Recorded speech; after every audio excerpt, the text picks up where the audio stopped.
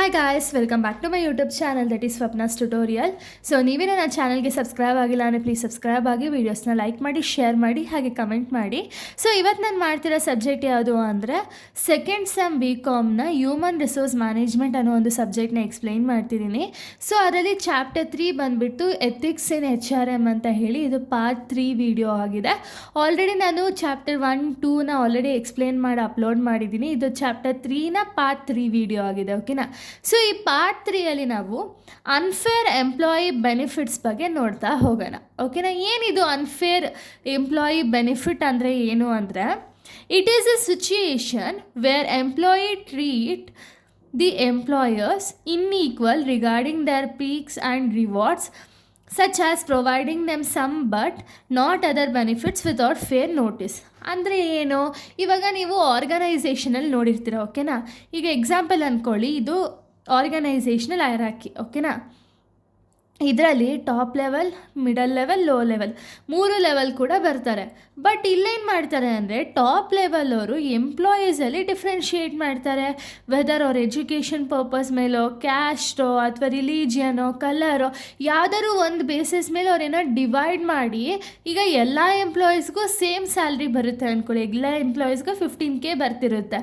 But ಅದರಲ್ಲಿ ಯಾರೋ ಒಬ್ಬರಿಗೋ ಇಬ್ರಿಗೋ ಅವ್ರಿಗೆ ಏನೋ ಭೇದ ಭಾವ ಮಾಡಿಬಿಟ್ಟು ಅವ್ರಿಗೆ ಅಮೌಂಟ್ ಕೊಡದೇ ಇರೋದಾಗಿರ್ಬೋದು, ಅಥವಾ ಸ್ಯಾಲ್ರಿ ಕೊಟ್ಟರು ಬೇರೆ ಏನಾದ್ರು ಬೆನಿಫಿಟ್ಸ್ ಕೊಡದೇ ಇರೋದು. ಸೊ ಅದೆಲ್ಲ ಏನಾಗುತ್ತೆ ಅಂದರೆ ಎಥಿಕಲ್ ಆಗುತ್ತೆ. ಅಂದರೆ ಇವಾಗ ಎಥಿಕಲ್ ವೇ ಅಂದರೆ ಏನು, ಪ್ರಾಪರಾಗಿ ಬಿಸ್ನೆಸ್ನ ಮಾಡಿದರೆ ಅದು ಎಥಿಕಲ್ ವೇ. ಅಕಸ್ಮಾತ್ ಅದೇ ಬಿಸ್ನೆಸ್ನ ಇಂಪ್ರಾಪರಾಗಿ ಏನೋ ಒಂದು ಹಾರ್ಮ್ಫುಲ್ ಮೆಟೀರಿಯಲ್ಸ್ ಯೂಸ್ ಮಾಡಿಕೊಂಡು ಏನೋ ಆ ರೀತಿ ಮಾಡಿದ್ರೆ ಅದು ಅನ್ಎಥಿಕಲ್ ಅಲ್ವಾ? ಅದೇ ರೀತಿ ಇಲ್ಲಿ ಎಂಪ್ಲಾಯೀಸ್ನ ಭೇದ ಭಾವ ಮಾಡಿ ಒಂದು ಎಂಪ್ಲಾಯಿ ಬೆನಿಫಿಟ್ಸ್ ಅನ್ನೋದನ್ನ ಕೊಡಲ್ಲ, ಪ್ರಾಪರಾಗಿ ಅನ್ಫೇರಾಗಿ ಟ್ರೀಟ್ ಮಾಡ್ತಾರೆ. ಸೊ ಅದನ್ನು ನಾವು ಅನ್ಫೇರ್ ಎಂಪ್ಲಾಯಿ ಬೆನಿಫಿಟ್ಸ್ ಅಂತೀವಿ.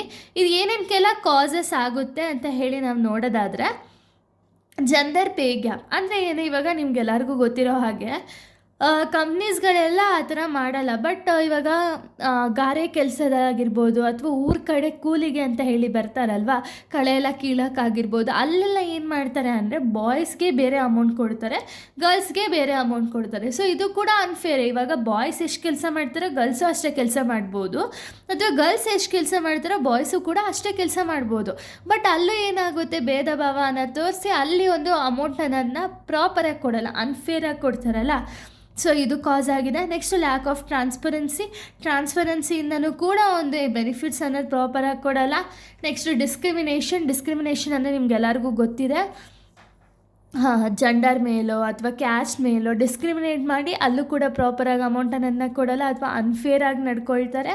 Next unclear job evaluation criteria ಅಂದರೆ ಪ್ರಾಪರಾಗಿ ಜಾಬ್ ಬಗ್ಗೆ ಕರೆಕ್ಟಾಗಿ ಅವ್ರಿಗೆ ನಾಲೆಡ್ಜ್ ಇರಲ್ಲ. ಅಂಥ ಟೈಮಲ್ಲಿ ಕೂಡ ಏನಾಗುತ್ತೆ, ಅಲ್ಲಿ ಪ್ರಾಪರಾಗಿ ಫೇರ್ ಒಂದು ಬೆನಿಫಿಟ್ಸ್ ಅನ್ನೋದು ಸಿಗಲ್ಲ. ಓಕೆನಾ? ನೆಕ್ಸ್ಟ್ ಫೇವರಿಸಮ್ ಅಂದರೆ ಏನು, ಇವಾಗ ಈ ಲೆವೆಲ್ಸ್ ಆಫ್ ಮ್ಯಾನೇಜ್ಮೆಂಟಲ್ಲಿ ಈಗ ಅಂದ್ಕೊಳ್ಳಿ, ಯಾರೋ ಇವಾಗ ಟಾಪ್ ಲೆವೆಲ್ ಅವ್ರಿಗೆ ಎಂಪ್ಲಾಯಿ ಎ ಅಂದರೆ ತುಂಬ ಇಷ್ಟ ಇರುತ್ತೆ. ಓಕೆನಾ? ಈ ಎಗೆ ಪ್ರತಿಯೊಂದು ಬೆನಿಫಿಟ್ಟು ಕೊಡ್ತಾರೆ, ಬಟ್ ಎಂಪ್ಲಾಯಿ ಬಿ ಅಂದರೆ ಅವ್ರಿಗೆ ಇಷ್ಟ ಇರಲ್ಲ. ಓಕೆನಾ? ಅವ್ರಿಗೆ ಏನು ಬೆನಿಫಿಟ್ಟು ಕೊಡಲ್ಲ ಅಂದ್ಕೊಳ್ಳಿ, ಅದು ಕೂಡ ಒಂದು ಅನ್ಫೇರ್ ಎಂಪ್ಲಾಯಿ ಬೆನಿಫಿಟ್ಸ್ ಆಗಿರುತ್ತೆ. ನೆಕ್ಸ್ಟ್ ಇನ್ಈಕ್ವಾಲಿಟಿ ಇನ್ ಬೆನಿಫಿಟ್ ಪ್ಯಾಕೇಜಸ್ ಅಂದರೆ ಈಕ್ವಲ್ ಆಗಿರಲ್ಲ, ಸ್ಯಾಲ್ರಿ ಆಗಿರ್ಬೋದು, ಬೋನಸ್ ಆಗಿರ್ಬೋದು ಪ್ರಾಪರಾಗಿ ಕೊಡಲ್ಲ. ಓಕೆನಾ?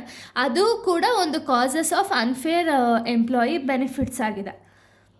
ಇನ್ನು ನಾವು ಕಾನ್ಸಿಕ್ವೆನ್ಸಸ್ ಆಫ್ ಅನ್ಫೇರ್ ಎಂಪ್ಲಾಯಿ ಬೆನಿಫಿಟ್ಸ್ನ ನಾವು ನೋಡೋದಾದರೆ, ಏನೇನೆಲ್ಲ ಕಾನ್ಸಿಕ್ವೆನ್ಸಸ್ ಆಗುತ್ತೆ ಅಂದರೆ, ಡಿಕ್ರೀಸ್ ಎಂಪ್ಲಾಯಿ ಮೊರಲ್ ಅಂದರೆ ಏನು, ಇವಾಗ ನೀವು ಪ್ರಾಪರಾಗಿ ನನಗೆ ಸ್ಯಾಲ್ರಿ ಅನ್ನೋದು ಕೊಟ್ಟಿಲ್ಲ ಅಂದರೆ ನಾವೇ ಕೆಲಸ ಮಾಡಬೇಕು. ಆವಾಗ ಎಂಪ್ಲಾಯಿ ಮೊರಾಲಿಟಿ ಅನ್ನೋದು ಡಿಕ್ರೀಸ್ ಆಗುತ್ತಾ ಅಥವಾ ಇನ್ಕ್ರೀಸ್ ಆಗುತ್ತಾ? ಡಿಕ್ರೀಸ್ ಆಗುತ್ತಲ್ವಾ? ಸೊ ಅವ್ರು ಚೆನ್ನಾಗಿ ಕೊಡ್ತಿಲ್ಲ ಸ್ಯಾಲ್ರಿನ, ನಾನು ಯಾಕೆ ಅವ್ರಿಗೆ ಕೆಲಸ ಮಾಡಬೇಕು ಅಂತ ಅವ್ರ ಮೈಂಡ್ ಸೆಟ್ಟಲ್ಲಿ ಕೂಡ ಬಂದಿರುತ್ತೆ. ಸೊ ಅದು ಕೂಡ ಒಂದು ಕಾನ್ಸಿಕ್ವೆನ್ಸಸ್ಸು. ಇನ್ನು ನೆಕ್ಸ್ಟ್ ನಾವು ನೋಡೋದಾದರೆ, ಸೊ ನೋಡಿ, ಇವಾಗ ಪ್ರಾಪರಾಗಿ ಸ್ಯಾಲ್ರಿ ಕೊಟ್ಟಿಲ್ಲ, ಏನೋ ಇಶ್ಯೂಸ್ ಆಯಿತು ಅಂದಾಗ ಅವಾಗ ಸೆಕೆಂಡ್ ಪಾಯಿಂಟ್ ಏನಾಗುತ್ತೆ ಅಂದರೆ, ಇನ್ಕ್ರೀಸಸ್ ಟರ್ನ್ ಓವರ್ ರೇಟ್ಸ್ ಅಂದರೆ ಎಂಪ್ಲಾಯಿ ಕೆಲಸದಿಂದ ಜಾಸ್ತಿ ಬಿಟ್ಟೋಗೋರೇ ಜಾಸ್ತಿ ಇರ್ತಾರೆ ಹೊರತು ಬರೋರು ಜಾಸ್ತಿ ಇರಲ್ಲ. ಓಕೆನಾ? ನೆಕ್ಸ್ಟ್ ಲೀಗಲ್ ರಿಸ್ಕ್ ಅಂದರೆ ಏನು, ಇವಾಗ ಪ್ರತಿಯೊಂದು ಕಂಪ್ನಿಯ ಫಾರ್ಮ್ ಆಗಬೇಕಾದ್ರೆ ಅಥವಾ ವೈಂಡ್ ಅಪ್ ಆಗಬೇಕಾದ್ರೆ ಅವ್ರೇನು ಮಾಡ್ತಾರೆ, ಒಂದು ರೂಲ್ಸ್ ರೆಗ್ಯುಲೇಷನ್ಸ್ ಅನ್ನೋದನ್ನ MOA AOA ಅಲ್ಲಿ ಬರೆದಿರ್ತಾರೆ, ಗೊತ್ತಲ್ವ ಎಲ್ಲರಿಗೂ. ಸೊ ಆ ರೀತಿಯೇ ಅವ್ರು ನಡ್ಕೋಬೇಕು. ಅದರಲ್ಲೂ ಕೂಡ ಇವಾಗ ಎಂಪ್ಲಾಯಿ ರಿಲೇಟೆಡ್ ಲಾಸ್ ಇರುತ್ತೆ. ಅವ್ರಿಗೆ ಅನ್ಫೇರ್ ಆಗಿದ್ದರೆ ಅದು ಕೂಡ ಒಂದು ಲೀಗಲ್ ಇಶ್ಯೂಸ್ ಆಗುತ್ತೆ. ಲೀಗಲ್ ಇಶ್ಯೂಸಿಂದ ಕಂಪ್ನಿ ನೇಮ್ ಆಗಿರ್ಬೋದು, ರೆಪ್ಯುಟೇಷನ್ ಆಗಿರ್ಬೋದು, ಎಲ್ಲನೂ ಕೂಡ ಡ್ಯಾಮೇಜ್ ಆಗೋ ಒಂದು ಸಿಚುಯೇಷನ್ಸ್ ಬರುತ್ತೆ. ಓಕೆನಾ. ನೆಕ್ಸ್ಟು ಡ್ಯಾಮೇಜ್ ಟು ರೆಪ್ಯುಟೇಷನ್ ಅಂದರೆ ಏನು, ಇವಾಗಲೇ ಹೇಳ್ದಂಗೆ ಪ್ರಾಪರಾಗಿ ಟ್ರೀಟ್ ಮಾಡಿಲ್ಲ ಅಂದರೆ ಆರ್ಗನೈಸೇಷನಲ್ಲಿ ಆಗೇನಾಗುತ್ತೆ, ಜನಗಳಿಗೂ ಕೂಡ ಅದೇ ಭಾವನೆ ಬರುತ್ತೆ. ಆವಾಗ ಕಂಪನಿ ಫೇಮ್ ಏನಿರುತ್ತಲ್ಲ, ನೇಮ್ ಆಗಿರ್ಬೋದು, ಫೇಮ್ ಆಗಿರ್ಬೋದು, ಅಥವಾ ರೆಪ್ಯುಟೇಷನ್ ಆಗಿರ್ಬೋದು, ಇದೆಲ್ಲನೂ ಡಿಕ್ರೀಸ್ ಆಗ್ತಾ ಹೋಗುತ್ತೆ. ಓಕೆನಾ. ನೆಕ್ಸ್ಟ್ ಲೋವರ್ಡ್ ಆರ್ಗನೈಸೇಷನಲ್ ಪರ್ಫಾರ್ಮೆನ್ಸ್ ಅಂದರೆ ಏನು, ಇವಾಗ ಯಾರಿಗೋ ಹೆಂಗೆಂಗೋ ಟ್ರೀಟ್ ಮಾಡಿದ್ರೆ ಅಲ್ಲಿ ಪರ್ಫಾರ್ಮೆನ್ಸ್ ಆರ್ಗನೈಸೇಷನಲ್ಲಿರೋ ಎಂಪ್ಲಾಯೀಸೇ ಪರ್ಫಾರ್ಮೆನ್ಸ್ ಪ್ರಾಪರಾಗಿ ಮಾಡಲ್ಲ, ಆಗ ಆರ್ಗನೈಸೇಷನ್ಗೆ ಏನಾಗುತ್ತೆ, ಲಾಸ್ ಆಗುತ್ತೆ ಅಲ್ವಾ.